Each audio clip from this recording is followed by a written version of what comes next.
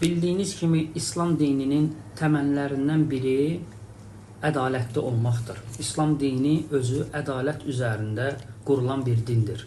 Ona görə müsəlmanlar nə vaxtı ki ədalətli idilər, yer üzünə hakim idilər və izzətli idilər. Nə vaxtı ki artıq müsəlmanlar ədalət prinsipinə əməl eləmədilər, görürsən ki yer üzündə zəifləməyə başladılar və izzətini itirdilər.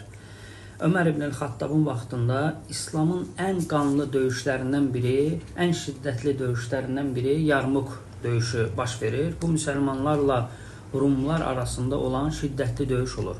Hələ döyüş başlamazdan əvvəl Rumların hökmdarı cəsuslar göndərərək müsəlmanların halı haqqında öyrənmək istəyir.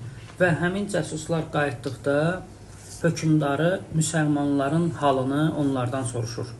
Cəsuslar deyirlər ki, biz elə bir qövmlə rastlaşdıq ki, onlar gecələri yatmayıb rahiblər kimi ibadət eləyirlər və gündüzləri də cəsur cəngavərlər kimi döyüşürlər.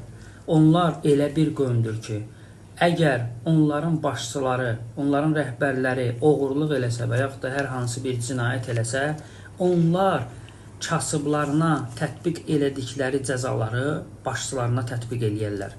Və ondan sonra Rumların böyüyü deyir ki, əgər sən dediyin doğrudan da haqdırsa, onda torpağın altı bizim üçün üstündən daha xeyirlidir. Və şiddətli döyüş başlayır.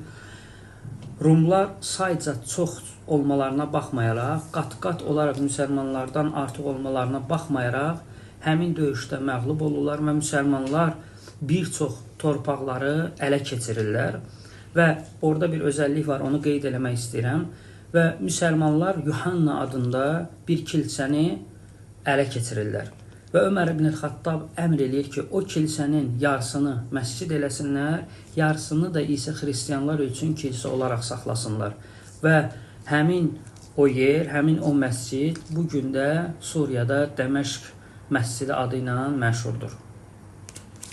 Ata, 2 dəqiqə.